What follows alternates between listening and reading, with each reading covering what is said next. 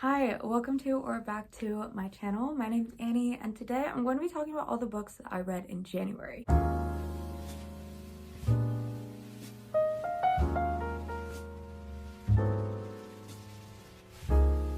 I have half an hour to film this before I have to go to work, but I'm basically talking about 5 books, so it sounds like I should be able to make that happen. I really don't know if I will be able to. I'm just gonna jump right in. Basically, I read 10 books in the month of January, but 5 of them are manga, and then 4 of those are from the same manga series. So that's kind of just 5 books I'm talking about. Would that be 5?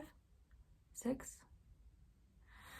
No time for math. Anyway, I also had a really good reading month in January. I read books that were all 4 stars or higher, which was a great way to start the year. So I'm excited to talk about them. First up, we have Bright Young Woman by Jessica Knoll. This is a fictionalized retelling of Ted Bundy's massacre at Florida State University of a sorority. We mainly follow the president of the sorority house as she kind of deals with the aftermath of what's happened. We also follow another one of the victims of his crimes, and we kind of follow these characters over the span of quite a long period of time. For our main character, we are following her from when the massacre happened at Florida State University to like Me Too era, so 2013, 2014. I'm gonna get this out of the way and just say there is a bunch of controversy. There is a bunch of controversy about this book, just in the sense of like the ethics of basically true crime writing. I do know that Jessica Knoll spoke to one of the victims of the massacre at Florida State University and really took her story into account when writing the book. So my feelings about it are a bit split. I go way more in depth into that whole side of things in the reading vlog I just posted a week or 2 ago, where I read this and the next book I'll be talking about. But all that aside, I loved this book so much. I think for me, it's the kind of story that just doesn't get old. Like, you want to think that things have changed from the 70s to now in terms of how the police treats women, in terms of the types of crimes that are being committed against women, and the way that people talk about men in the media. But no, those things haven't really changed. That sounded so annoying. Okay, I'm sorry if you can hear that plane. I have to keep talking. One of my favorite things about this book is the way that it kind of rewrites the story of Ted Bundy and how he was portrayed in the media, because it's crazy. I didn't even really know before reading this book, but the media has grossly misrepresented Ted Bundy to us. He is not some like super smart, charismatic guy. Actually, he was like a college dropout and was really struggling to even get into law school. Most women that met him didn't think he was like this charming guy, at least not from what we have from like police reports and stuff. People referred to him as a creep. He would try to manipulate women by pretending he was injured and asking them for help to kind of lure them in. Like, he was really just a misogynist. He wasn't that smart. He wasn't that attractive. He just was hateful and knew how to, I guess, maybe appeal to men in a way that made our society kind of raise him up and speak highly of him even when he was known to have committed these crimes. Like, it's just, it blows my mind and it makes me so angry. But I thought the book did a really good job of having that sort of conversation and rewriting that history. And I do think that the book is kind of important for doing that, because I think not as many people know about this that should. For me, reading this made me so proud to be a woman, and I'm gonna get emotional. Just reading this book and seeing the way that the women who've been impacted by the crime band together and support each other and really fight to make sure that the truth comes out was really inspiring to me. And I'll stop it there because I'm crying now. Next up, we have The Hero of Ages by Brandon Sanderson. I finally finished Mistborn. In very simplified terms, it is about a girl that gets swept up into this revolutionary group of people that are trying to overthrow the central power system in her world. But it's actually really a lot more than that. It's kind of just hard to give a synopsis for, and it's completely different from that by the time we get to this third book. I have a whole reading vlog with it and Bright Young Woman, so I'll link those down below and you can hear a lot more of my thoughts there. But I did really enjoy this conclusion to the book. To the series. I sometimes have a hard time connecting with Sanderson's characters, which is why I gave this a 4 out of 5 stars as opposed to a 5. But I was so blown away by the plotting and just the magnitude that this series reaches. It is crazy, like world mind-bending stuff. It's hard to even describe, and I do have so much love for this series, and I do want to keep reading Sanderson's work. Also, I'll try to keep this super vague, but I think with even more hindsight, I'm liking the ending even more. Like, as time goes on, I'm kind of enjoying it more and thinking that it was really the right choice for this series. I would highly recommend the series as a whole. I think it's so interesting and a really great series to like have conversations about and read in a book club. I think that would be really, really cool. So highly recommend. Around about this point in the month is when I started my reread of Monster by Naoki Urasawa. I have here the 5th volume, but I actually read volumes 1 through 4 of the Perfect Edition, which are these omnibus editions, in January. I just had to return it to the library. This series is so good. I've given all of the volumes on reread anywhere from a 4 to a 5 star, and I am loving it. I think it was like December 2023 is when I first gave this series a shot, and I got through the first 2 Perfect Editions and then halfway through the 3rd one, and I think that there was honestly just too much going on with me plot-wise. I would say that that's the biggest deterrent to reading this series, maybe for new people, but definitely was for me. There is a lot going on, and there's a lot of characters introduced and a lot of things that happen, but I think it's so worth it. So this series follows Tenma. He is a Japanese doctor. He's a surgeon that is living in Germany in the 80s. And at the beginning of the series, he is dating the hospital director's daughter. He's kind of like getting in good with the big guys. And does that make sense? Like he's kind of like, you know, he's climbing the ladder. It becomes clear very quickly at the beginning of the first volume that the men he's serving, especially the director of the hospital, are really just money hungry and want status. I am shocked. Shocked! Well, not that shocked. They ask Tenma to treat higher class patients as opposed to saving the lives of like people that have come in first. One of the cases that Tenma has to deal with at the very beginning of this book is that of a little boy who was shot in the head, and Tenma performs neurosurgery on him and saves him, only for that to really bite him in the ass later on in life. I don't know exactly how much I can say about this without spoiling things. Tenma is a main character that you really want to root for. All of the characters in this manga feel so real. Whenever there's side characters or little plot lines that are brought in, as many are, you feel like you can really understand the side characters and they feel real as well. Even if they don't have much of a role to play, there's nuance to everyone. This series gets so dark and twisty. I guess I'd say it's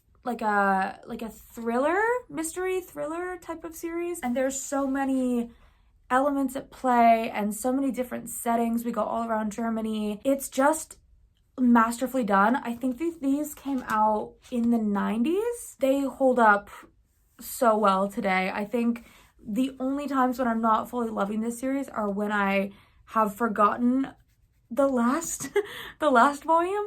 So I think this series deserves to be read as quickly as you can. I am just enjoying it immensely and cannot wait to finish it. I'm like halfway through this volume right now, volume 5, and I think that there's 9 of the Perfect Editions, so I can't wait. Next up, I'm not really going to talk about this one much at all because it's not even really published in the US, and that is Yona of the Dawn, volume 45. I have been reading kind of online fan translated chapters of this, so that's why I'm not really gonna go into it. But basically, Yona of the Dawn is an amazing manga series. So Yona is the princess of this kind of Japanese historical fantasy world. Oh, did I scratch myself? I think I did. Okay. Anyway, at the beginning of the series, she's a bit spoiled, and it's her birthday, and she is really excited to see her cousin Suwon, and she also is hanging out with like her bodyguard Hawk. At the beginning, honestly, it's like she has a crush on her cousin. What? Child. Anyway, so. And Hawk is kind of like pining after her, and he's her bodyguard. And I was like, okay, so this is just gonna be like, I guess, a romance, like love triangle type of thing. It's so much more than that. I'm not gonna spoil the end of the first volume, but something happens that majorly shifts the direction that I thought it was going in, and it starts us on this fantastic journey with characters that I love so much. I have a really long video coming out. I'm not even sure that it's gonna really appeal to anyone. Like, it's kind of just a passion project for me because I love this manga series so much, but I did vlog reading all 44 volumes that I had read at the time, which should be coming out soon. So I just read like the EPUB or like scans of this volume. It is the 45th volume, so we're way deep in this story. I would say I really loved this one. It did take me a little bit to get into it because it had been, I think, since October. Like, October was when I finished volume 44, so I was a little bit rusty on characters and like exactly what was happening in the plot. But once I got back into it, I really loved it, so I gave this 4 out of 5. Next up, we have a really weird, quirky little book called My Husband by Maud Ventura, and I loved this so much. I read it on audio, and I need to get a physical copy ASAP so I can annotate it. But basically, this is about a woman, I forget her name. Let's call her Irina. I feel like her name's Irina. Or maybe we don't get her name. Oh well, it's besides the point. Let's call her Irina. So Irina, like, loves her husband. She and him have been married for like 20, 30 years or something. And every day she still feels like she's just as much in love as like when she was in her 20s. Like, she wakes up every day, her goal is to make him happy. She is so like nervous every time she sees him. She feels like she's a teenage girl and she has this crush, and it's just like never gets old for her. And she sometimes acts a little bit erratic because of this crush she has on her husband, but like, it's just because she loves him so much. We see that her love has a lot to do with fear. She has a deep fear of him leaving her. And so she begins to behave a bit oddly. We start with a prologue of her husband coming up to her at breakfast and saying that they need to talk. And she feels this like sinking feeling of guilt. So it would appear to the reader that their marriage is about to crumble down. And then we go back to the beginning of the week, day by day, and see what's kind of led to this. And guys, this is so good. It's so good. It's translated from the French, and I wish my French was good enough to read it without the translation. Maybe one day I'll get there, but the writing is fabulous. The plot, like, it's one of those things where not much really happens, but you're just kind of in this woman's head, and it is a delight. Like, it's just, I can't even really describe it. The way that she talks about love and the way that she talks about her obsession with her husband and the things that she does to make sure that they can stay together. So good. Slightly deranged, but really good. And the epilogue of this book,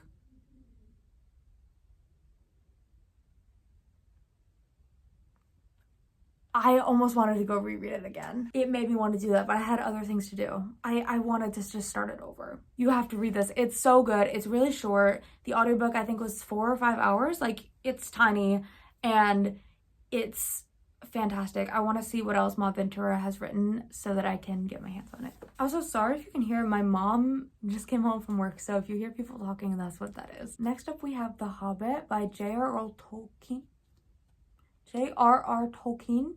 Thank you. I actually plan on reading this and the Lord of the Rings series back in December, and then I found out that Booked and Busy was kind of doing a book club read-along on Fable for the series, and then live book discussions on her YouTube channel. So I've been doing that. We read The Hobbit in January, and I really liked it. This is a reread for me. I think I read this when I was maybe 7 or 8, but it has been a long time, and I just really enjoyed it. I took this class in uni that was Old English Literature, and we read a critical essay by Tolkien during that. He was a scholar of Old English literature, and he was very clearly inspired by this older tradition of stories when he wrote The Hobbit, and I assume Lord of the Rings, but I haven't gotten there yet, so we'll have to see. So I think it was really interesting for me to read this as an adult, being able to kind of contextualize where his inspiration came from. I just had a really good time. I have a whole reading vlog coming out with this as well, so I won't go too in depth. I mean, do I have to give a summary? I guess, like, this is about Bilbo. He is a hobbit. He's very used to, like, his cozy lifestyle. Then he gets dragged on this adventure to go reclaim some treasure from a dragon and basically reclaim the home of these dwarves that lost their home to the dragon. I feel like that was kind of a convoluted way to say it, but yeah, I really enjoyed this. Gave it a 4 out of 5. I just think Tolkien is such a fabulous writer. I know that's not like a hot take, but the amount of character depth and world building he did in this book, which my copy is 275 pages, it's crazy. It's crazy, and I am just so excited to read Lord of the Rings. I feel like it might be a bit more my speed. Like, I'm wanting something a bit heftier, but I did really love this. And lastly, guys, I'm doing so good. I have 5 minutes until I have to go to work, and I've been filming for 25 minutes. Like, this is great. Lastly, we have The Anthropocene Reviewed by John Green. This is a book that I have heard so much about for such a long time. I think it came out 2021, 2022, because he was writing it during the pandemic. And I honestly, if you asked me what this book was about before I read it, I would not have been able to tell you, apart from that it's nonfiction. And I don't know why, because I had heard so many people talk about it, but when I finished reading like the prologue and found out that the whole premise of the book was him taking kind of different aspects of life from the world and the Anthropocene, which is like the human world, and giving them a rating, and they're all like little pieces of short nonfiction that have this rating at the end of the chapter. I was like, oh wow, that makes so much sense. Like, that's exactly what the title means. Why did I just never knew that. But this book is so good. It is a 5 stars for me, hands down. It is a nonfiction book that does, well, basically what I just said, where John Green takes honestly random things like Canada geese, Diet Dr. Pepper, pandemics, and writes about them. Sometimes he'll write about his personal experiences or the history of that thing, usually kind of a mixture of both, and he brings science into it, and then he'll give it a rating at the end of the chapter on which he talks about it. And this book, honestly, it was exactly what I needed right now. I think that 2025 has been hard for a lot of us, even though it is just getting started. I have been feeling quite hopeless at times, I can't lie. What with, you know, things politically, the fires in California where I live, just the state of the planet, things are not great. And John Green was writing from a similar feeling when he was writing this in the midst of the pandemic. This book just made me feel like life was beautiful and worth living, and it brought me to tears like so many times. I think that there's so much hope, but it's very kind of like realistic hope in the book. There's so many times in the book where I just kind of had to pause and sit back and be like, wow, like life is beautiful, the world is really beautiful, and as much as humans have hurt the world, there is a lot of good in humans and life in general. I can hardly put into words how much I was touched by this book. God, I'm such a mess. But I highly, highly recommend it. I think it is like a warm hug of a book. And even at times when John Green is feeling super discouraged, and you can kind of tell from his writing, there is always some positivity and joy and hope to be found. And I was just really moved by this book. I think it might be one of my favorites of the year. There will be 11 more months after this, but I think that this one's gonna stay with me, and I want a physical copy that I can go back to when I'm just needing some comfort. So, sorry to cry so much in this video, but those are all the books that I read in January. Thank you so much for watching this video. If you liked it, give it a like and think about subscribing to the channel. I would love to have you. Let me know down below what your favorite book that you read in January was, or if you've read any of the books that I talk about in this video. I would love to know. As always, leave any book recommendations or anything you have for me in the comments. If you've watched to this point in the video, leave the earth emoji for the Anthropocene Reviewed. I love you, I hope you're doing well, and I'll see you in my next video. Bye!